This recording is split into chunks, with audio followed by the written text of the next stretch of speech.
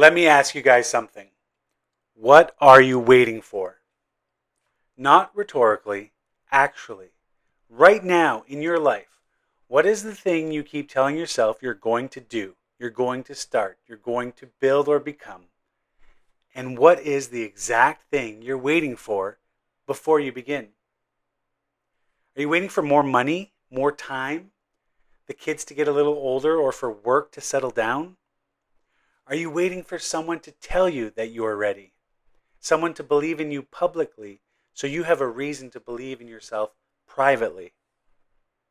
I need you to hear this, and I mean really hear it, not just nodding along while you drive and listen. Nobody is coming to give you permission. The green light you've been waiting for, it doesn't exist. The perfect moment, that's a myth. The version of you that finally feels ready, when in fact you've been ready for years. You've just been standing at the door waiting for someone to tell you to go in. Welcome back, Nosey Crew, episode 14, and guess what? Today we are done waiting. Here's the thing. Waiting for permission isn't a character flaw. It's a trained behavior. Think about it. From the moment you could walk and talk, the entire system around you was built on permission. You asked to go to the bathroom, asked to speak. You asked to leave the table. You raise your hand before you have something to say. You wait for the teacher to call on you. You wait for the grade that tells you whether you're smart. You wait for a job offer that tells you whether you're talented. And you wait for a promotion that tells you whether you're ready for more. Depending on how old you are, we've spent 30 or so years of our lives in a permission economy. And most of us never got the memo that the rules change when you become an adult. That nobody's grading you anymore. That the hand you've been raising, nobody's looking at. You can just stand up and speak. But that is terrifying. Because what waiting for permission also does, quietly on the side, it protects you. If nobody gives you the green light, you can't really fail, can you? Because you never actually started. You were just getting ready, planning, waiting for the right moment. And the waiting feels like responsibility, like wisdom, like patience, when really, a lot of the time, it's just fear in a different outfit. Waiting for permission is one of the most socially acceptable forms of self-sabotage that exists. Let me repeat that. Waiting for permission is one of the most socially acceptable forms of self-sabotage that exists. Because it looks like patience. It looks like responsibility. And meanwhile, the years keep going by. And that resonates with me because I have a personal story of how I let the years go by. In fact, the Nosey Coach has been in the making in my mind for over 15 years. Before I met my wife, I had gone on another date with another individual, and we had asked each other the question of what would you do if you didn't have to worry about money or a regular job? And it didn't take me long to say, I would love to be a motivational speaker and to help people. That was over 15 years ago, and yet I'm only just getting going. And I know that I'm not alone in this, because here's what waiting for permission looks like in the real lives of real people, the Nosey Crew. Let me walk you through the 5 most common permission traps that I see, and you tell me which one has a grip on you. Trap number 1. I'm waiting until I feel confident enough. Here's the brutal truth about confidence. It does not arrive before the action. It arrives because of the action. Confidence is the residue of doing something scary and surviving. You do not get to feel ready first and then start. You start, and the feeling of readiness builds as you go. Every single time, waiting to feel confident before you begin is like waiting to get fit before you go to the gym. You've just got the order backwards. Trap number 2. I'm waiting for someone to believe in me. This one lives deep in a lot of people and almost nobody talks about it out loud. You want your partner or friends to say, yeah, you should absolutely do that. You want your boss to recognize your potential. You want a mentor to appear and tell you that you've got what it takes. And that does happen sometimes, and it can be quite beautiful. We all need people in our corner. But if the external belief has to come before the internal one, you've already given people's opinions the keys to your own life. Nobody who ever built something extraordinary waited for the crowd to believe it first. The crowd believes after.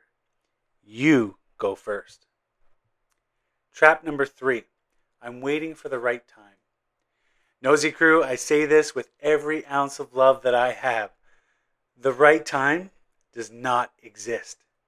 It's like a horizon. The closer you get, the further it moves. There will always be a reason why right now isn't quite right. The only time that ever actually existed is the one you're sitting in, right now, this moment, which means the right time is either now or never. And never has a way of becoming permanent before you even realize what happened. Trap 4. I'm waiting until I know enough. This one's actually disguised as due diligence. It feels responsible, it feels smart. But there is a version of learning that is actually preparation. And there is a version that is delay, wearing a costume of preparation. You will never know enough before you start. You will know more because you started. The most educated people in any field became that way by doing the thing, failing at the thing, adjusting, and doing it again. The research phase has a finish line, so find it, cross it, keep going. Trap number 5.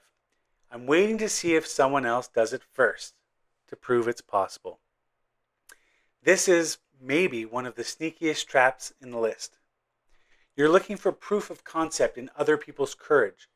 If he did it, maybe I can do it too. If she pulled it off, maybe it is realistic. And look, inspiration is real. Role models matter. I believe that completely. I have my own group of them. But there's a difference between being inspired by someone's path and requiring their success as a condition of your own attempt. Your thing is your thing. Nobody else is going to blaze your exact trail. At some point, you have to go first, for yourself, and maybe for someone watching you who needs to see it's possible. So let me do something right now that might be the whole reason this episode exists. I'm going to give you permission, the permission you've been waiting for. Not because you need it from me, you absolutely do not, but because sometimes you just need to hear it out loud from someone who isn't going to hedge it or qualify it or wrap it in caveats. So here it is. Nosey crew, you're allowed to start. You're allowed to start the business, start the channel, start the conversation, start the workout. Start that creative project you've had in the back of your mind for years that you haven't told anyone about because you're not sure if it's good enough. Start it. It doesn't have to be good yet. It just has to begin. Perfect example, go look at episode 1 compared to this. I'm improving every time. You are allowed to take up space. You, with your big personality, your big ideas, your body taking up room in the world, you are allowed to be fully, unapologetically present in your own life. Not a supporting character in someone else's story. The main character in yours. You're allowed to want more, meaning, more impact, more joy, more financial freedom, more of the life you actually want without apologizing for it. You're allowed to be the dad who went for it. The one who showed his kids that 40 is not a finish line, it's a launching pad. The one who looks at the comfortable, respectable, perfectly adequate life they've built and said, that's a great foundation. Now let's build something extraordinary on top of that. You don't need a title. You don't need a degree in it. You don't need someone's blessing. You do not need to be the most qualified person in the room. You just need to decide today, right now, in whatever parking lot or gym or kitchen you're listening to this in, that the waiting is over. That's it. That's the whole speech. The waiting is over. My dad never waited for anyone to tell him it was okay to keep going. He just kept going through everything with a smile on his face and a bad joke ready to go at any time. And I think about that a lot. I think about what he modeled for me without ever making a speech about it. And I think about my two kids watching their dad right now, watching him build something from nothing, watching him show up on YouTube and saying the things out loud that most people are afraid to say. Not because I have it figured out, because we all know that I don't, but because I decided the waiting was over. That's the gift I want to give my kids. It's not the show, it's not the platform, it's not whatever I build. It's the example. The proof that their dad went for it. And that means they can too. The most important thing you will ever give your kids is not a lesson about going after life. It's the sight of you actually doing it. Your one thing this week, Nosey Crew. Name that thing. The one thing you've been waiting on. Not a list, just one thing. The thing that's been living in the back of your mind, quiet but persistent, that comes up every time the world gets still enough for you to hear it. Write it down. Say it out loud in your car on the way home. Tell your partner tonight. Or don't tell anyone. But at least stop pretending you don't know what it is. Because I know you do. You've always known.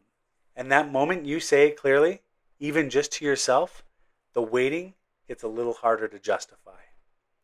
And then, Nosey Crew, do me a favor. Take one step. Not the whole staircase. One step today. Before the week fills up and the moment passes and the waiting feels reasonable again, one step. That's the whole assignment. Next episode, episode 15. It's the one I've been building since episode 1. What does winning actually look like? Not the Instagram version, not your parents' version, yours. Your definition, your finish line. It's going to be a big one. I cannot wait to bring it to you guys.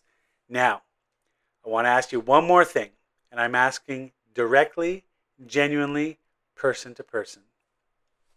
If this episode hit you, if something here landed in the right space, send it to someone else. Not as a hint, not as a forward. Just say, hey, I've been listening to the Nosey Coach, and this one's worth 12 minutes of your life. Because somewhere in your life right now, there is somebody who is waiting to start, waiting for the green light, waiting for someone to believe in them enough that they can finally believe in themselves. And they might not know the Nosey Coach exists. In fact, nobody does yet, but that's okay. We're doing it together. But you know, and you can send this to them. And this could be the thing that changes their year, maybe more. That's why we're here, not just for us, for everyone who hasn't found us yet. I'm the Nosey Coach. Stay nosy. Now go to that, take that step. I'll see you next time.